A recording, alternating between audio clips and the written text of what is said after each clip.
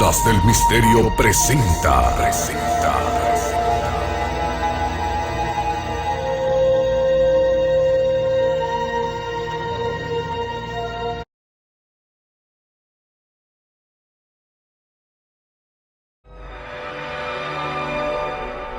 Los fabulosos tesoros del antiguo Egipto reflejan un mundo de gloria, el reinado de dinastías divinizadas. Los antiguos jeroglíficos nos relatan aspectos de la vida cotidiana de los faraones y de sus creencias. Las pinturas muestran el momento en que ellos y sus familiares pasan a mejor vida, al mundo que aguarda más allá de la muerte. Aunque hay mucha gente que ya ha visto las momias reales, me siento como si estuviera contemplando algo por primera vez.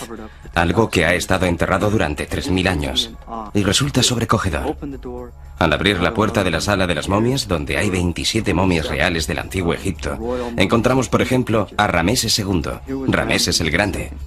Hemos visto películas sobre él, hemos leído novelas acerca de su vida, y ahora lo tenemos ahí, ante nuestros ojos. A pesar de las excavaciones realizadas durante décadas, todavía ignoramos muchas cosas de los soberanos del antiguo Egipto. Nadie ha encontrado ningún documento escrito sobre sus secretos familiares. No sabemos cómo eran ni de dónde procedían. Con el fin de preservar su sagrada condición de dioses, las familias de los faraones debían mantener limpia su sangre. No podían permitir que se mezclara con la sangre de la gente sencilla. La solución era casarse dentro del seno familiar. ¿Acaso la endogamia de las cortes egipcias condujo a la destrucción de la diversidad genética de las familias reales, llevando a las dinastías a un callejón sin salida? Nasri Iskander, del Museo de El Cairo, es un embalsamador actual con una misión histórica. Para él, su trabajo es algo más que un trabajo científico. Creo que en su interior, Nasri está convencido de que perpetúa la tradición de los antiguos sacerdotes que embalsamaban y conservaban a los faraones. Cree que él forma parte del proceso de su inmortalidad y como trabaja con estas momias todos los días, le infunden una sensación muy distinta de la que seguramente percibe el resto del mundo. Nasri mantiene una relación muy íntima con estas momias. Cree realmente que se trata de sus antepasados. Pero, ¿por qué es necesario hoy en día este trabajo si las momias han resistido la fuerza destructiva del tiempo? La respuesta es sencilla. Nuestros contemporáneos han sacado los cuerpos momificados de sus sarcófagos, de sus cámaras con atmósfera controlada, dejándolos expuestos a un mundo que contiene una gran cantidad de factores erosivos.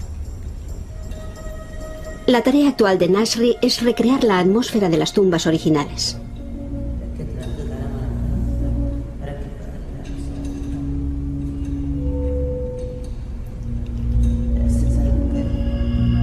Los nuevos sepulcros de cristal están cerrados herméticamente y casi no contienen oxígeno. El nitrógeno que hay en su interior evita la descomposición de las momias.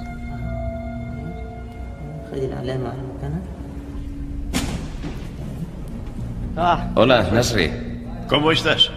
Bien. Ya que pronto todas las momias reales quedarán colocadas para siempre en su nuevo sepulcro de cristal, esta es la última oportunidad que tiene Scott Woodward para acceder a ellas y extraer muestras de tejido de su cuerpo. Sin embargo, todavía no sabemos si será posible hallar los genes de los faraones, si Scott Woodward podrá abrir las miles de tumbas que aún siguen cerradas y analizar la apreciada información genética que contienen las antiguas células. ¿Qué tenemos aquí?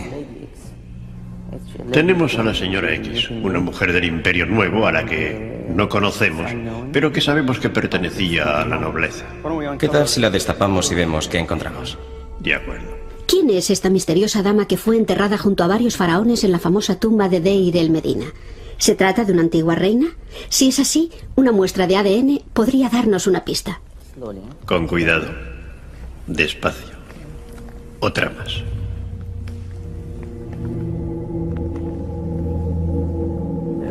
¿Ya hay bastante? Creo que ya basta. Sí, está bien. Vamos a ponernos los guantes y la mascarilla. Puede resultar muy difícil obtener resultados, muestras de ADN de la señora X, porque esta mujer, al igual que otras momias que se hallan en museos, ha recibido radiaciones gamma, con el fin de evitar el proceso de descomposición provocado por hongos y bacterias. Sin embargo, las radiaciones también destruyen el ADN. Lo hemos sabido a partir de muestras actuales de ADN. Si reciben radiaciones, resulta más difícil conseguir de ellas secuencias de ADN. Es posible que a la señora X y a todas estas momias les ocurra lo mismo, ya que han sido sometidas al mismo proceso. Por eso será muy importante averiguar si somos capaces de recuperar el ADN a partir de una muestra de una momia como la de la señora X. Otra vez así. Está en muy buen estado. El proceso es una auténtica investigación forense, una búsqueda de pruebas. No serán las pruebas de un crimen, sino las pruebas de la historia.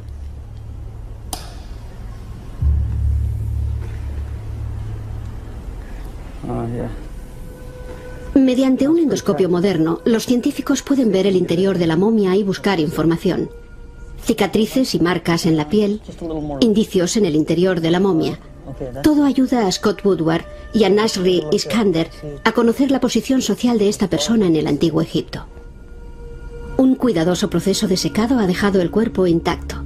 Conserva el cabello arreglado después de la muerte y todos los detalles de su piel reflejan su personalidad.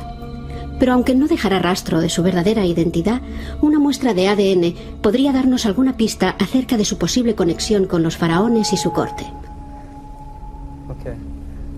Los científicos solo necesitan una diminuta muestra de tejido del cuerpo para llevar a cabo el análisis. Hay que tener el máximo cuidado al tomar muestras del interior del cuerpo para no dejar marcas ni dañarlo.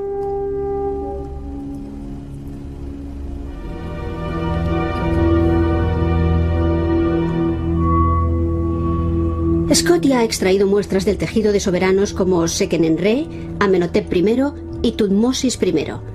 El próximo será Tutankamón, el famoso joven rey.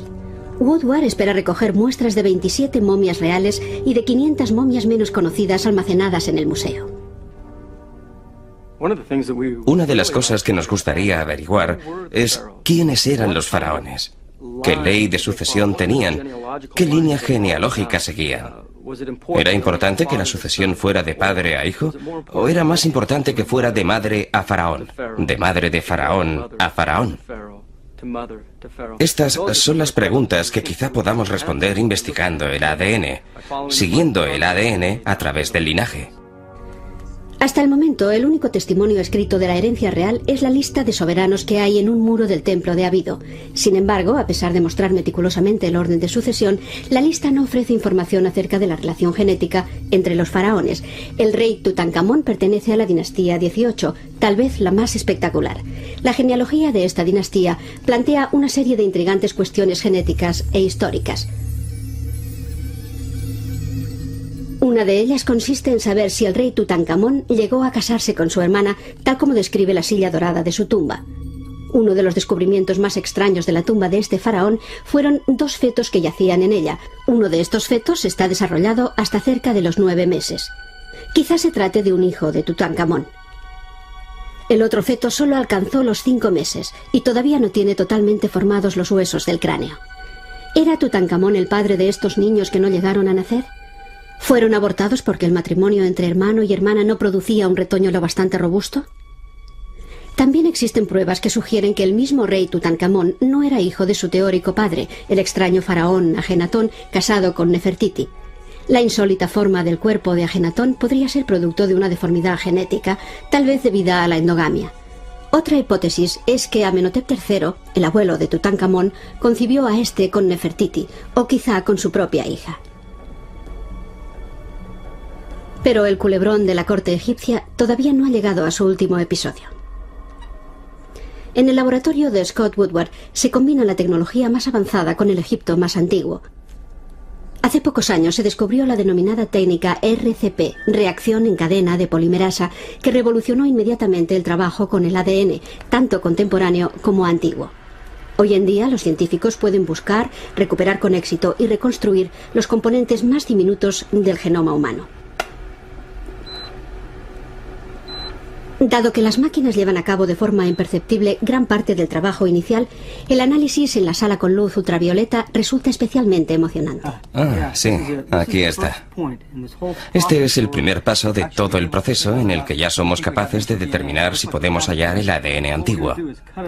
Lo que vamos a hacer ahora es extraerlo de la gelatina y someterlo a una reacción secuencial con el fin de obtener la secuencia de ADN de este individuo.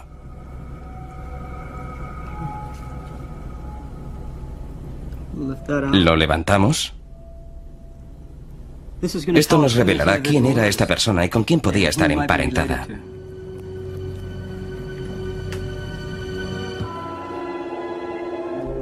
Las momias siempre nos han fascinado. Sin embargo, el hombre de hoy mantiene una relación muy extraña, por no decir trágica, con sus antepasados. Los occidentales hemos profanado sus tumbas y sus cuerpos. Las momias han sido utilizadas como abono para los campos y como combustible para las locomotoras y los barcos de vapor que navegaban por el Nilo. Se llegó a exportar momias a Estados Unidos para fabricar papel. Durante siglos y también en el siglo XX se transportaba polvo de momia a Europa como una medicina milagrosa destinada a favorecer la longevidad.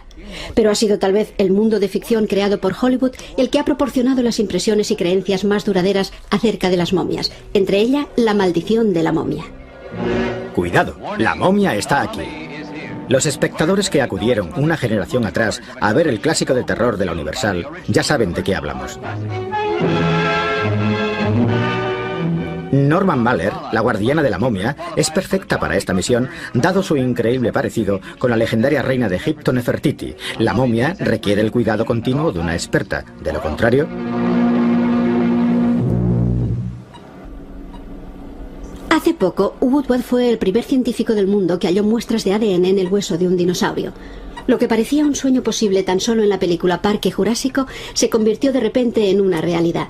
La idea de crear un faraón a partir de los genes hallados en Egipto resulta fascinante. Parque Jurásico sigue siendo en gran parte una ficción. Lo que podemos hacer actualmente, en lo que sería un parque faraónico, es extraer unos diminutos fragmentos de información genética de un faraón que vivió 2.000 o 3.000 años atrás, reconstruirlos y averiguar gran cantidad de cosas acerca de esa persona. Sin embargo, todavía no podemos combinar toda esta información para crear el genoma completo de un faraón y hacerle revivir. No podemos hacer eso. De momento es imposible. No obstante, podemos saber muchas cosas acerca de esa persona, gracias a los datos que hemos podido elaborar a partir de estos fragmentos de ADN de 3.500 años de antigüedad.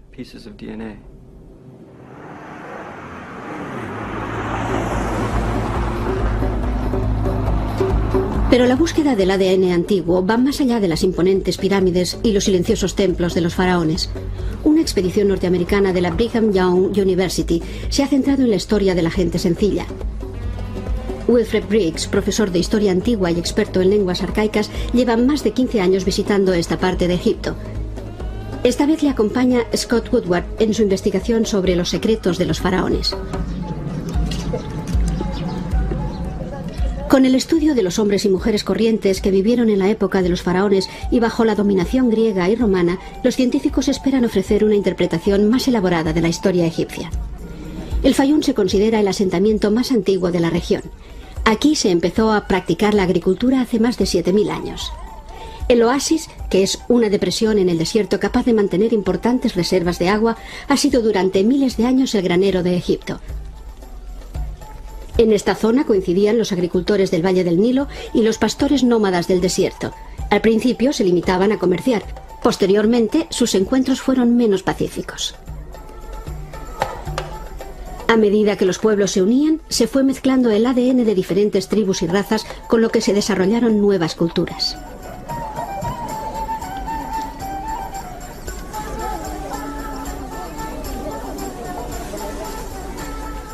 Este canal, que fue construido hace 4.000 años, desvía el agua del Nilo y nutre la depresión del Fayum.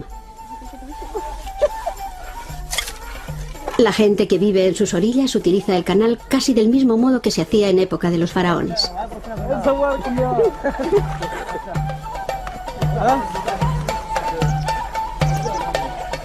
Las pinturas y relieves de los muros de los templos muestran pescadores que utilizan técnicas que todavía se usan hoy. El agua y la cultura vinculan la actualidad con el período faraónico. Fueron los antepasados de estas personas los que sirvieron a los faraones, construyeron sus pirámides y lucharon por el control del agua, el pilar de la vida en el desierto.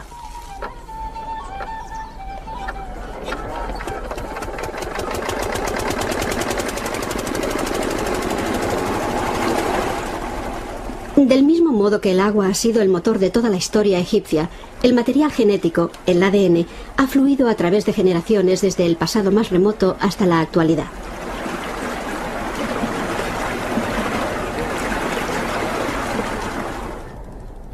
Gamal Sadawi vive cerca del Fayum. Desde hace mucho tiempo ha pasado varios meses al año trabajando en unas excavaciones arqueológicas en busca de su propia historia. Buenos días, Gamal. Buenos días, Abdullah. Con su buen amigo Abdullah, Gamal se dirige al trabajo todas las mañanas atravesando los ricos campos donde cultiva la tierra el resto del año.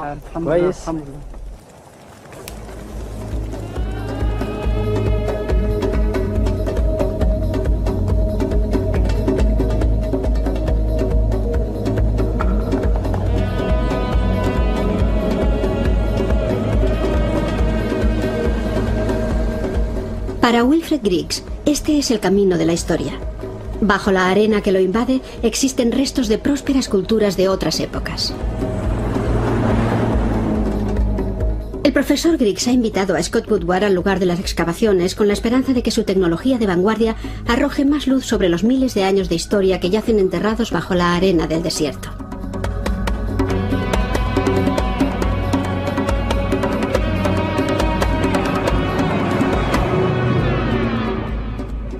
En cuanto se enteran de que vamos a venir, inmediatamente acuden 50 o 60 trabajadores.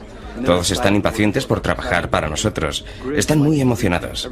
A Griggs le gusta saludarles. Todas las mañanas cuando sale del coche les da un gran abrazo. Les saluda con la mano, les habla en árabe, les desea buenos días. En realidad, saluda a todos y cada uno de ellos. Buenos días, Abu. Buenos días, ¿cómo está? Hola, Gamal. ¿Todo va bien? Sí, muy bien, perfecto.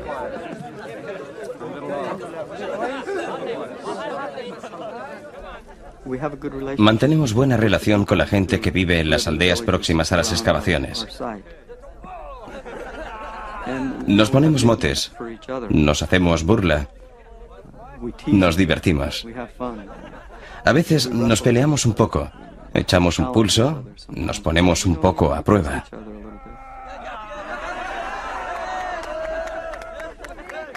Venga, preparaos todos, vamos a trabajar.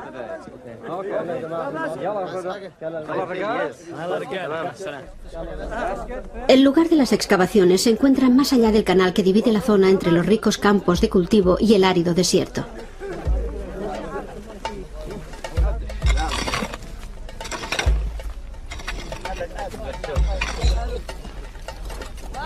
La zona se conoce como Faq el Gamus, nombre que indica que se trata de una antigua ruta para el ganado que comunicaba el oasis con el Nilo. Actualmente los restos de civilizaciones antiguas están enterrados bajo sucesivas capas de arena. Wilfred Griggs mantiene una estrecha relación con la Organización de Antigüedades Egipcias y se ha granjeado una gran admiración gracias a su respeto por las culturas antiguas y actuales. Por otra parte, estas excavaciones resultan singulares por su carácter multidisciplinar. Los arqueólogos y los biólogos trabajan codo con codo, mientras los geólogos buscan una respuesta en el mismo material que estudian los químicos y los médicos.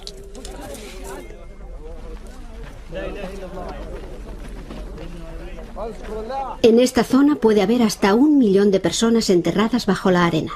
De todas las regiones de Egipto, el Fayum fue, al menos durante el último período de la antigüedad, una de las zonas más activas. Griegos, romanos y egipcios vivieron aquí juntos. Por ello encontramos una maravillosa mezcla de culturas, de religiones y de ritos, tanto en relación con la vida cotidiana como con la vida eterna. Tenemos, pues, una gran oportunidad para comprobar cómo se integraron los pueblos, cómo vivieron juntos y cómo murieron juntos. Creo que lo que debemos hacer aquí es tratar de seguir el contorno de esta zona para ver si realmente es un pozo o si simplemente es una roca sólida que conserva la humedad. Hay mucha arena en el centro y habría que quitarla. La arena es un desecante muy bueno que seca los cuerpos rápidamente y conserva el ADN en los tejidos. Para nosotros es una gran suerte, porque así podemos recuperar los tejidos y extraer el ADN. Cuando estamos en el desierto tenemos mucho tiempo, porque se tarda mucho en abrir una sepultura. Por eso uno tiene mucho tiempo para pensar quién sería esa persona y cómo pudo haber vivido. Uno observa el esqueleto y ve lo gastado que está. Quizá encuentra un hueso fracturado y posteriormente curado, o las secuelas de una enfermedad. Y entonces se pregunta cómo vivía esta gente, cómo era para ellos la vida cotidiana. Muy bien, Gab, ¿qué tenemos aquí? A ver. Bueno, no está mal. Este cadáver presenta algún que otro problema, ya que no le queda mucho tejido. Me refiero a tejido blando. Lo que sí tenemos son huesos. Así pues, podremos extraer ADN de las costillas. ADN no contaminado, pero seguramente la mejor fuente de ADN serán los dientes.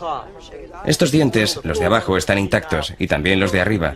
Así podremos sacar uno de estos dientes, perforarlo hasta dentro y extraer de allí el ADN. Podemos averiguar muchas cosas acerca de estas personas analizando su ADN. Por ejemplo, quiénes eran en realidad, de dónde procedían, cuál era su origen étnico. A ver, 3,75. Y ahora a lo largo. También queremos averiguar qué relaciones hay dentro del cementerio. A menudo encontramos adultos y niños enterrados en una misma cavidad. ¿Acaso están emparentados? ¿O simplemente murieron el mismo día a causa de una enfermedad difundida por la comunidad? También deberíamos ser capaces de hallar rastros de esta enfermedad en los cadáveres, el ADN de las bacterias o tal vez de los virus que contaminaron a esta gente. Era un hombre muy alto. No podemos obtener esta información de ninguna otra fuente. No está en la cerámica ni en las ropas. Tampoco está en la patología de los huesos. Podemos reconstruir la genealogía de estas personas. Tenemos una información que no se ha tocado durante 2000 años y ahora podemos analizarla. Podemos regresar a los comienzos de este cementerio y ver cómo era entonces. Cuando los griegos conquistaron esta tierra en el año 332 antes de nuestra era, un nuevo pueblo dejó sus huellas en el desierto del Sáhara. Desde el templo griego de Karanis, el conquistador tenía a la vista el oasis del Fayum y la gente a la que dominaba. Sin embargo, pronto tuvieron que afrontar cierta resistencia, no tanto de los habitantes locales como de los romanos. Los romanos acabaron derrotando a los griegos unos años antes del inicio de nuestra era. El desierto se convirtió pronto en el último conquistador de Karanis. Aunque los templos y las ruinas son el testimonio silencioso de la muerte de las culturas, los genes que pasaron a los griegos y a los romanos sobreviven todavía en los actuales habitantes. En el emplazamiento de Fakel Gamus, los científicos desentierran poco a poco un misterio sepultado con los antiguos habitantes de la zona. ¿Scott? ¿Sí? ¿Puedes venir un momento? ¿Qué has encontrado? Tengo otro de esos cráneos, con una hendidura terrible. Mira qué corte. Fíjate qué profundo es. Debieron de haberle golpeado con un hacha, una espada o algo así. Fíjate, penetró unos 5 centímetros y le abrió el cráneo. Si no me equivoco, la mitad de las personas enterradas en esta parte del cementerio que vivieron en los siglos III y IV murieron de forma violenta. Es una proporción increíble.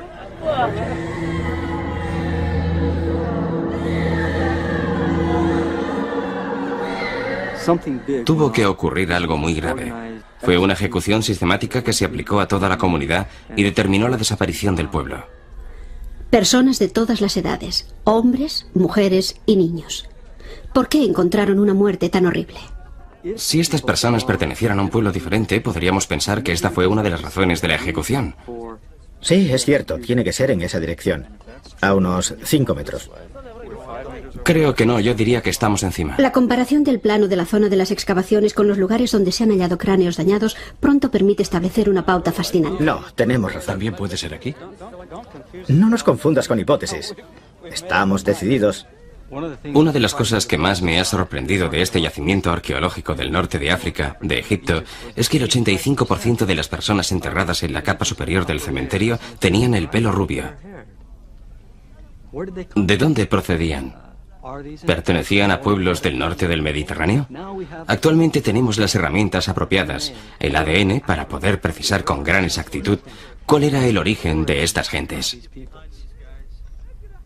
Dado que los rituales relacionados con la muerte y los enterramientos suelen ser los aspectos más persistentes de las culturas antiguas, cualquier cambio radical en los hábitos funerarios indica un gran cambio cultural. ¿Estamos bien? Debería ser 7,07. 1 pulgada por encima de los 200 metros no hay nada. No, estamos bien. En las sepulturas más profundas, las más antiguas, los cuerpos están colocados con la cabeza orientada hacia el oeste. En la antigüedad se creía que con la puesta del sol, los muertos se levantaban de la tumba y se dirigían hacia occidente, donde les esperaba la vida eterna. Cuando la arena cubrió las sepulturas antiguas, se enterraron nuevos cadáveres encima. En las sepulturas superiores más recientes, los cuerpos dan un giro de 180 grados. Ahora la cabeza está orientada hacia el este. La nueva orientación corresponde a la creencia de los primeros cristianos de que Jesús resucitado volvería a la tierra desde oriente y que los muertos se alzarían de sus tumbas para acompañarle. No hay un solo gen que identifique el cristianismo ni ninguna otra creencia. Sí es posible, en cambio, estudiar los genes de toda una población y relacionarlos entre sí. Existen censos de la zona y el periodo correspondiente al cementerio que demuestran que había un gran número de matrimonios entre hermanos. Eso se puede ver en los niveles más bajos del yacimiento. De hecho, es lo que hemos comprobado. Cuando observamos la capa más profunda, todos son muy parecidos. No obstante, a medida que ascendemos, observamos un alejamiento de la uniformidad que refleja un posible cambio cultural importante. Se trata de lo que consideramos una prueba biológica de la introducción del cristianismo en la zona, que incluye el tabú del matrimonio entre hermanos. Eso es lo que vemos reflejado en los genes de las personas de los niveles más altos del cementerio.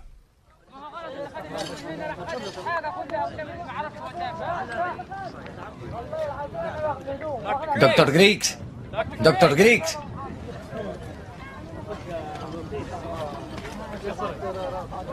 ¿Qué has encontrado, Blake? Parece que tenemos una sepultura muy bien conservada. He pensado que querría verla. Ajá, pues es cierto. Quítale un poco el polvo de encima.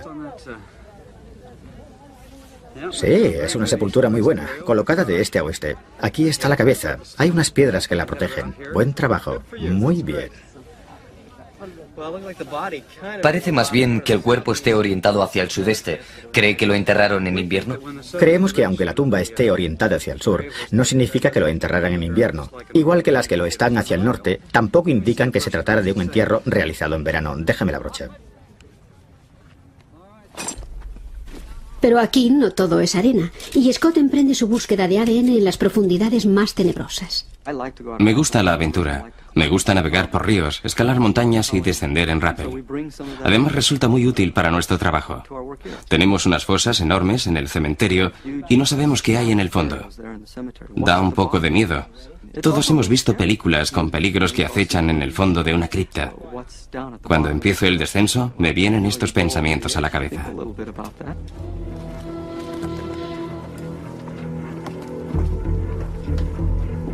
Scott tiene motivos para sentir curiosidad. Las fosas y los túmulos funerarios de Fakir Gamoos han dado más de una sorpresa a los científicos. En una cueva parecida hallaron a la momia conocida como la Princesa Dorada. Era la hija adolescente de un sumo sacerdote. La máscara dorada es exponente de la riqueza de la familia. Se trata de una característica común en las sepulturas de la época faraónica. Por su parte, el complejo entrelazado de las vendas es típico del período romano posterior a la era de los faraones. Scott, Sí, ¿hacia dónde se abre el túnel? no lo sé. Esto es fantástico. Hay todo tipo de escarabajos. Hay unos escarabajos peloteros enormes.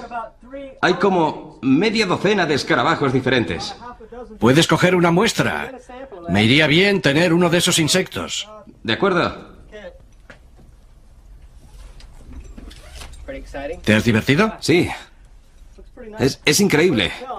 Resulta difícil saber lo que hay abajo. Puede que exista un túnel hacia la derecha y otro hacia la izquierda. Uno hacia el este y otro hacia el oeste. Eso confirmaría nuestra teoría sobre la orientación de las Sí, sepulturas. hay un agujero muy grande, pero está lleno de arena, mucha arena. ¿Se puede bajar? Habría que sacar un montón de arena para averiguar hacia dónde va el túnel. No sé, creo que va en ambas direcciones. ¿Hacia el este y hacia el oeste? Creo que sí. ¿Crees que vale la pena excavar? Me ha parecido muy interesante. Deberíamos intentar sacar lo que hay. Se lo consultaremos a Wilfred. Sí, de acuerdo. Al hallar una momia excepcionalmente bien conservada, el ADN puede aportar pruebas que expliquen si esta persona tenía algún rango especial en la sociedad gracias a su origen, raza o parentesco. Esta momia hallada en el yacimiento es particularmente misteriosa. Cuando la encontraron tenía las puntas de los dedos cubiertas de oro. Los científicos la llamaron Goldfinger. Hemos observado que no hay semillas en el interior del cráneo. Tiene la nariz abierta. Le han extraído el cerebro y hay una especie de resina negra en su lugar. Gracias a los rayos X también sabemos que tiene dos envoltorios colocados dentro de la cavidad abdominal. O sea que tenemos una momia del último período, momificada de hecho, con el estilo más antiguo. Sin embargo, sabemos que no era miembro de ninguna familia real porque en aquella época ya no había soberanos. De modo que debemos suponer que era una persona acaudalada y disfrutaba de una alta posición social. Sería interesante saber qué son estos envoltorios. Si usamos un endoscopio, con un endoscopio podemos echar un vistazo a ver qué encontramos. Sabemos que están ahí por las radiografías, pero quizá veamos algo más con el endoscopio. ¿Crees que son aromáticos o que solo contienen semillas? ¿Tienes alguna idea? Hemos comprobado más de una vez que guardaban cosas envueltas en lino en el interior. No sabemos si son los órganos o tal vez... También hemos encontrado semillas en el interior de los cuerpos. No creo que sean envoltorios de semillas. Seguramente se trata de los órganos que fueron embalsamados y se volvieron a colocar dentro. Bien. Deberíamos recoger muestras y averiguarlo. O quizás se trate de otra cosa. Vamos a echar un vistazo a ver qué averiguamos. Lo introduzco por aquí, por el costado, en la incisión que le hicieron para la momificación. Esto está muy vacío. Hasta arriba no hay nada. Miro alrededor. Aquí hay algo. Ah, sí, es uno de estos envoltorios. ¿Es muy grande? Parece un pomelo. Sí, del tamaño de un pomelo. Es un tamaño considerable. High technology doesn't go very far in a cemetery in the Fayum. La alta tecnología no llega muy lejos en un cementerio como el del Fayum. Por eso tuvimos que traer nuestro sofisticado aparato de rayos X. También trajimos nuestro propio revelador. Y ahora lo tenemos en medio del desierto donde no hay electricidad y resulta que no podemos poner en marcha el generador. No es nada fácil.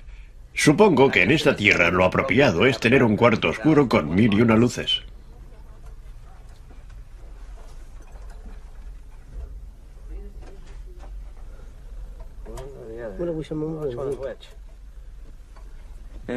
Y aquí están todos estos eminentes científicos intentando averiguar cómo funciona el generador. Al final tenemos que pedir ayuda a nuestros obreros. Tenemos que hacer venir a Gamal y decirle, Gamal, pon en marcha el generador. Make this generator work.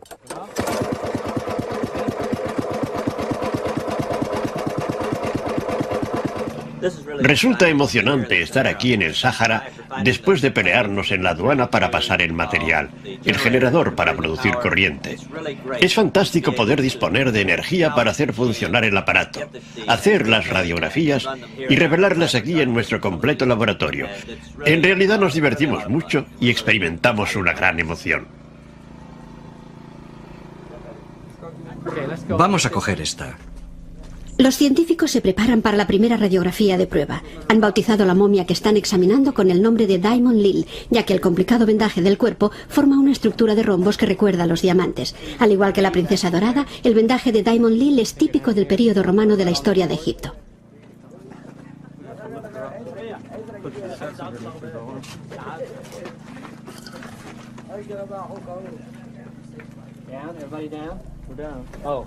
Ya está en el suelo, vamos a ponerlo aquí encima. De acuerdo. ¿Está preparado? Sí. Los científicos tienen mucho cuidado. Mediante los rayos X pueden examinar el cuerpo de la momia sin destruir el vendaje. Para este grupo de científicos de la Brigham Young University, el respeto por la cultura es de suma importancia.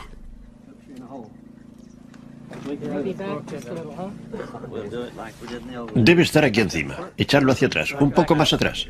El uso de técnicas no invasivas y el compromiso de volver a enterrar las momias una vez haya terminado su estudio son pilares básicos de su enfoque científico, lo cual ha hecho que su labor se haya ganado el respeto de los egipcios. Bueno, que no se acerque nadie, apartaos.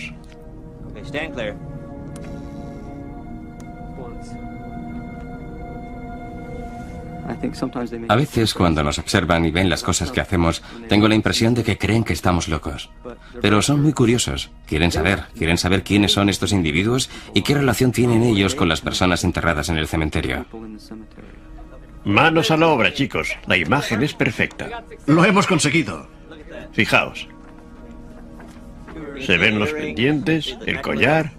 Aquí hay algo, tal vez un fragmento de algún navalorio. Fijaos en los dientes. Hay dientes que no le han salido. Es una niña. Aquí se aprecian los dientes. También hay arena en el interior del vendaje. Aquí está. Rabía. Ya verás, mira. Se ve la cabeza, los ojos, los dientes. ¿Acaso es Rabía? No. ¿No? A ver.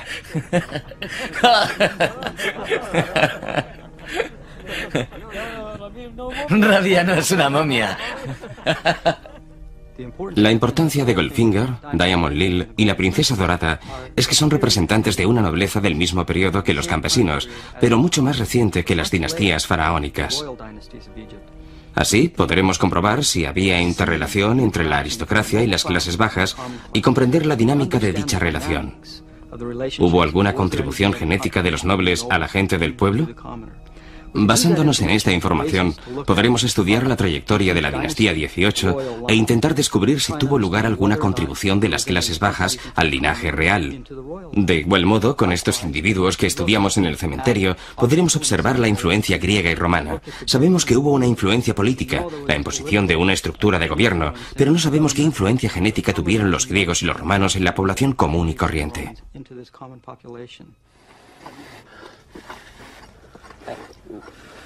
Perfecto. En el nivel superior de las excavaciones, es decir, en el nivel de época cristiana, aparece una nueva momia. Está envuelta con un vendaje precioso, un hecho que siempre atrae el interés de los trabajadores del emplazamiento. El drama irrumpe de forma sorprendente. El equipo encuentra varios bebés enterrados junto al adulto. Ya han visto antes recién nacidos enterrados con adultos. A menudo el niño yace sobre el corazón de la persona mayor. Los bebés debieron morir al mismo tiempo y fueron enterrados a la vez que la persona adulta. ¿Se trata de los miembros de una sola familia? ¿Perecieron por causas violentas o debido a una enfermedad?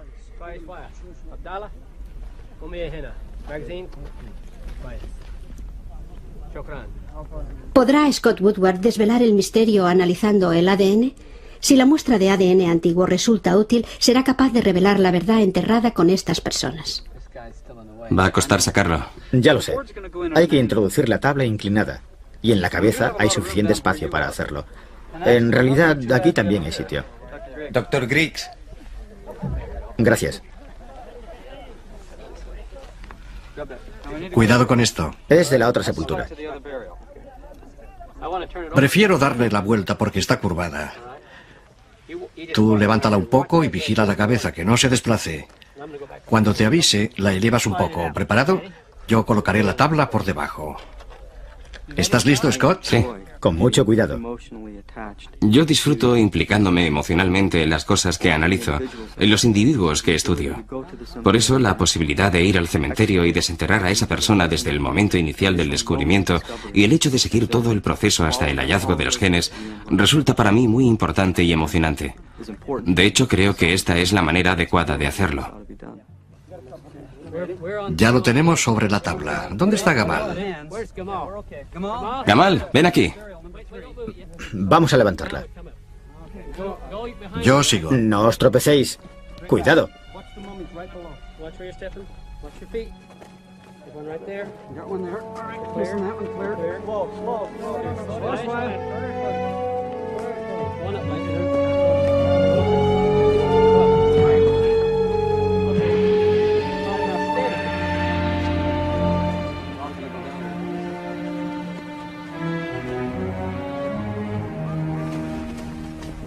Parece que está entera. Ya lo creo. Esta momia está muy bien conservada.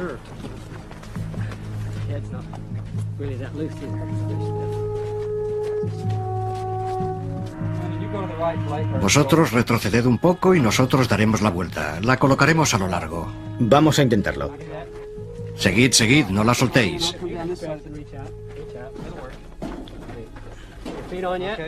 ¿Ya está sobre la mesa? Muy bien. Fíjate, Scott. Aquí, donde la tela está descompuesta, se pueden identificar al menos dos larvas de insecto. Una es de mosca y la otra de escarabajo. ¿Dónde? Aquí está la de escarabajo. Eso significa que hubo cierto grado de infestación. Esta persona no fue enterrada inmediatamente después de su muerte, porque los insectos tuvieron tiempo de infestarla. Si determinamos hasta qué grado se desarrollaron, podremos saber cuánto tiempo pasó hasta que la vendaron. Este pequeño punto por sí solo ya puede aportarnos mucha información. Después de analizar el cuerpo, los científicos descubrieron que aquella persona había pasado 4 días muerta hasta que fue vendada, lo cual resulta poco común en una cultura que exige que los muertos se entierren en un plazo de 24 horas. En este caso debió de suceder algo excepcional. Tal vez una familia entera pereció a causa de una enfermedad y tardaron tiempo en encontrarla. Dado que el vendaje no tiene un interés especial y que la momia está en gran parte descompuesta, los científicos deciden abrir cuidadosamente la parte que le cubre la cabeza. A medida que la vamos desenvolviendo, uno tiene la misma sensación que en la víspera de Navidad. ¿Qué hay en la caja? Es como el regalo envuelto que no adivinas. La agitas, escuchas el ruido que hace, pero no sabes qué hay dentro. Y esto es lo más emocionante. ¿Qué habrá en esa caja? Así pues, empiezas a abrir y a medida que vas sacando el papel, intentas mirar más rápido que los demás para poder verlo primero, antes que el chico que hay al otro extremo de la mesa. Observando los objetos hallados, no hay duda de que tanto los pueblos anteriores como los posteriores al cristianismo profesaban un gran respeto a los muertos. Siempre les dejaban cosas de valor para que las utilizaran en la otra vida. Entre los hallazgos se encuentran unos calcetines de bebé hechos con el típico tejido de punto. Antes de este descubrimiento se creía que este tejido era un invento realizado por los británicos 1500 años después. Esta parte ya está descubierta.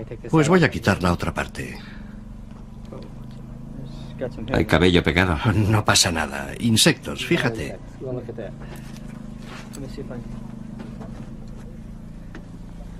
Vamos a echarle un vistazo a los dientes. Me gustan los dientes. Son probablemente la mejor fuente de ADN antiguo, por dos razones muy concretas. La primera es que están protegidos permanentemente y por ello proporcionan ADN de la mejor calidad. La segunda es que evitan la contaminación actual. Los dientes forman una barrera natural contra la contaminación. Nosotros podemos sacar un diente, perforarlo y extraer el ADN del interior, donde nadie lo ha podido tocar. Vamos a sacar este de aquí, la primera muela de la parte inferior izquierda, que está un poco suelta.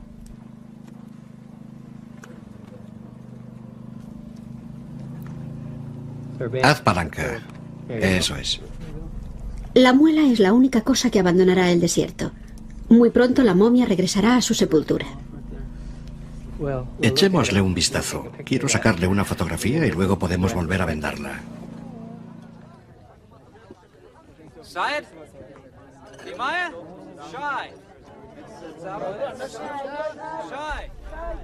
La arqueología a menudo ha sido, con motivo, una ciencia sometida a análisis político. Su situación en Egipto es un ejemplo de esto. Muchos egipcios han criticado a los extranjeros por explotar su cultura y saquear sus lugares históricos.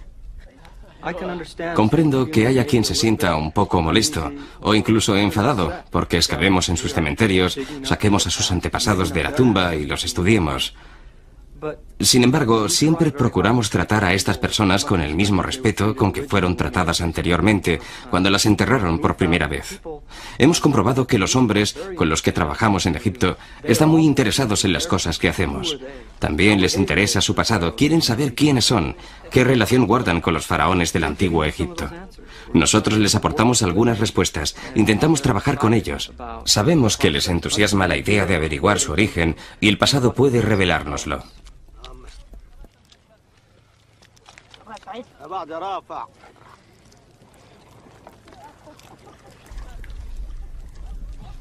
El final de las excavaciones de la temporada se celebra con un festejo espontáneo y las herramientas del trabajo arqueológico se convierten en instrumentos musicales.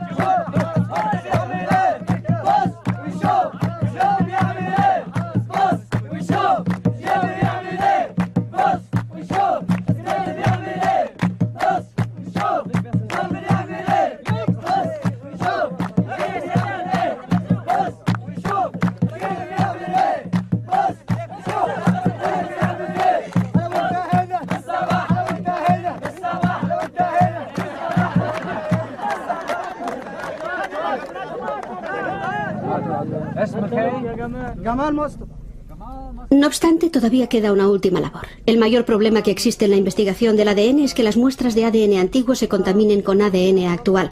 Con el fin de conocer el ADN de todos aquellos que pudieron estar en contacto con las momias, los científicos toman muestras de cabello. Así, Woodward será capaz de emplear los resultados como si fueran huellas dactilares y detectar si se ha producido alguna contaminación.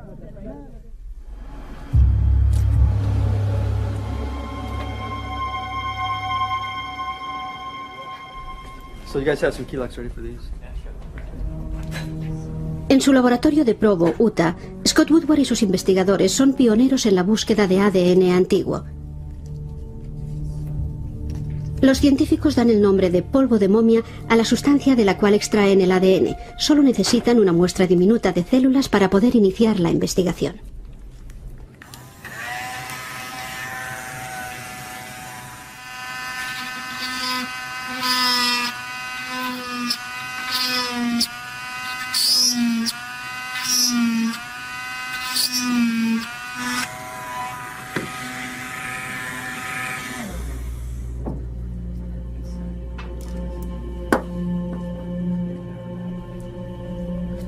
Bueno, esto es del 18 noroeste. Podéis empezar tomando un poco de esta muestra. Colocadla en la máquina y a partir de ahí continuaremos. La primera tarea de los investigadores es abrir las células y separar todas las moléculas que las componen y el ADN que contienen. Como el ADN antiguo no estará en su estado completo original, lo importante será encontrar las piezas e iniciar el proceso de unirlas para que adopten forma de ADN. En las células vivas, el ADN se compone de miles de millones de pares de bases. Woodward está satisfecho cuando es capaz de hallar unos centenares más o menos intactos.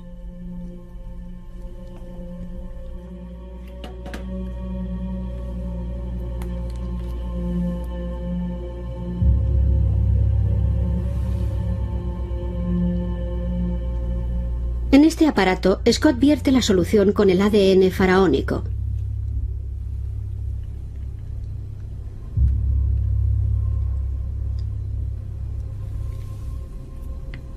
El proceso que aquí comienza acabará produciendo una imagen del ADN antiguo, la huella genética del faraón. Haciendo pasar una corriente eléctrica muy fuerte por la sustancia gelatinosa del aparato, se inicia el proceso que hará visible el ADN antiguo.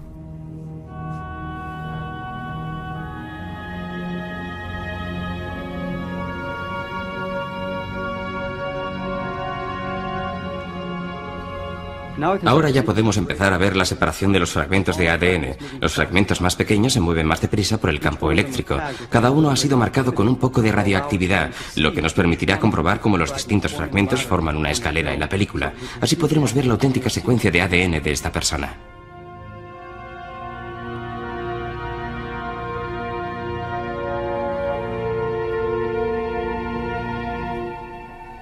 Blake, mira esto. ¿Cómo ha salido? Este ha quedado muy bien. Tenemos unas secuencias muy buenas. ¿Quiénes son estos? Son el 1 y el 3 del sudeste. Proceden de aquella sepultura familiar. ¿Es aquella familia que estaba apiñada en una tumba? Sí, la familia apiñada. Estupendo. Fíjate en el polimorfismo. Vamos a poder utilizarlo. 1, 2, 3, salto. 1, 2, 3, 4. Aquí está. Una información que ha estado 2000 años perdida y la tenemos aquí delante. Es increíble. Aquí pasa lo mismo. 1, 2, 3, salto. Y luego hay una diferencia. 1, 2, 3, 4 y otro salto. Esto es lo que nos permitirá distinguir a este individuo de todo el resto. Nos dirá quién era esta persona, de dónde procedía y qué enfermedades era más propensa a contraer. Esta información, que ha permanecido oculta durante centenares de generaciones, ahora ve la luz en lo que se refiere a estos antiguos egipcios. De hecho, ya contamos con una gran cantidad de información acerca de los campesinos enterrados en el cementerio y también de los faraones del antiguo Egipto. Los faraones dejaron un majestuoso legado de su reinado. Los hallazgos de Scott Woodward servirán para enriquecer nuestro conocimiento de la época. Tal vez, entre otras cosas, se acaben las murmuraciones y los rumores sobre las preferencias sexuales de los faraones. Partiendo de las muestras que tenemos hasta el momento y que cubren 8 generaciones de la dinastía 18, vemos que el conjunto de genes es muy limitado. No existen indicios de matrimonios con gente del pueblo, de modo que estas personas mantuvieron el conjunto de genes muy cerrado, casándose con miembros de la familia. A medida que vamos descubriendo los genes de los faraones, el significado de la vida eterna toma una nueva dimensión. Las imágenes del antiguo Libro de los Muertos muestran a los faraones entrando en el más allá. El dios Tot plasmó por escrito las hazañas de los faraones. Sin embargo, algunos secretos reales se han mantenido ocultos hasta ahora.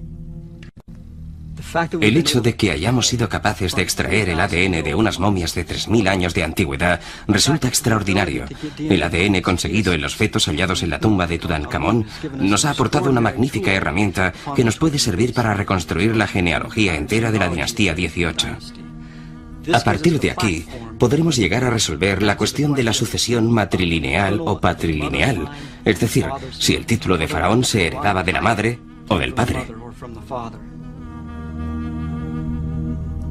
Se vislumbra un nuevo amanecer en el estudio de la historia de Egipto. Esta avanzada técnica de extracción de muestras de ADN arroja nueva luz sobre aspectos que antes no podíamos comprender.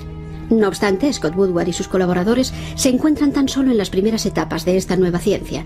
Sin duda, Woodward puede empezar a elaborar una nueva historia de Egipto usando la información genética del antiguo ADN. Pero los faraones todavía podrán seguir ocultando su misterioso pasado durante un tiempo. Por ahora, Scott Woodward todavía no tiene todas las respuestas, aunque desde luego ha encontrado la herramienta que le permitirá plantear las cuestiones que algún día desvelarán los secretos de los faraones.